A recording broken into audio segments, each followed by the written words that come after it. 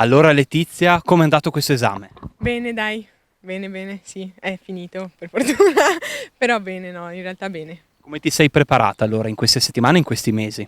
Allora diciamo che sicuramente secondo me mi sono preparata meglio di come mi sarei preparata stando a scuola, nel senso che avendo più tempo a disposizione ho studiato un po' di più e basta, cioè per fortuna è andata bene, nel senso che quello che avevo studiato bene o male me lo hanno chiesto, quindi. Tu hai frequentato l'istituto turistico, adesso che cosa ti aspetta? Ti butti nel mondo del turismo? Farai una pausa? Farai vacanze? Beh, intanto una pausa, poi inizierò l'università, non so ancora bene dove e cosa, quindi vedrò in questi mesi di relax.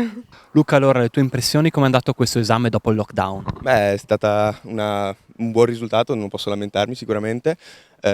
L'ansia ha fatto un po', diciamo, anche ha influito, diciamo, però sono soddisfatto alla fine del risultato appunto e di tutto il percorso fatto durante gli 5 anni.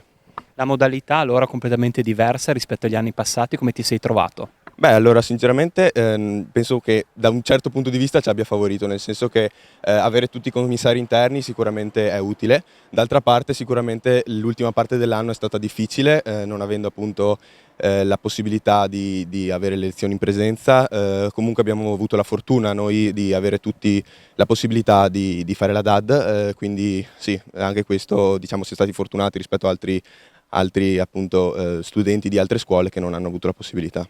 Noi intanto quando arriva il ragazzo, in questo caso ITIS, lo accompagniamo nella sala d'attesa, poi lui deve compilare 2 dichiarazioni, insomma dichiarazioni in doppia copia, poi quando lo chiamano lui viene, si igienizza le mani, entra e tra un ragazzo e l'altro è prevista l'igienizzazione della postazione dove il ragazzo si è seduto, quindi dei tavoli, delle sedie. Quindi lei ogni volta poi deve entrare, igienizzare il tavolo, uscire per permettere poi al secondo ragazzo di entrare. Poi anche lo spray sopra la tastiera e il mouse, poi si esce a posto e ogni volta così. Le emozioni prima di entrare alla prova d'esame. È nervoso, sono nervoso, c'è poco da fare, però mi sembra anche sia giusto così. Penso, spero che vada bene. La materia che ti preoccupa di più? Inglese perché è una lingua diversa, filosofia perché è immensa e poi per il resto forse scienze perché la parte di geologia sono un po' carente. Invece dove sei più forte? Beh, se tutto va bene, latino, italiano, certo, anche matematica riesco a cavarmela. Finito l'esame, come sei adesso?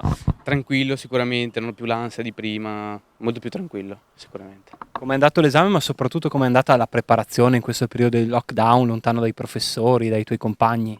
Un po' diciamo drammatico, perché comunque le lezioni a distanza sono state complicate e poi mi sono preparato tutto all'ultimo perché comunque l'esame era incerto fino alla fine, quindi non sapevo bene cosa mi sarebbe aspettato all'esame, ecco.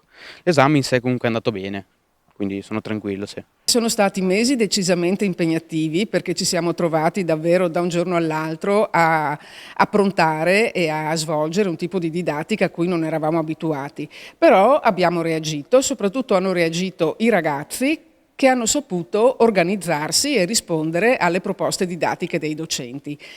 Adesso questo esame arriva a conclusione di questo periodo così difficile e impegnativo ed è un momento emozionante perché è il momento in cui gli alunni si trovano di fronte dopo mesi i loro docenti e quindi come sempre è un momento significativo e simbolico, un momento di passaggio che sappiamo è rivestito anche da una certa ritualità, ma quest'anno assume un significato ancora maggiore proprio perché segna il reincontro di studenti e docenti.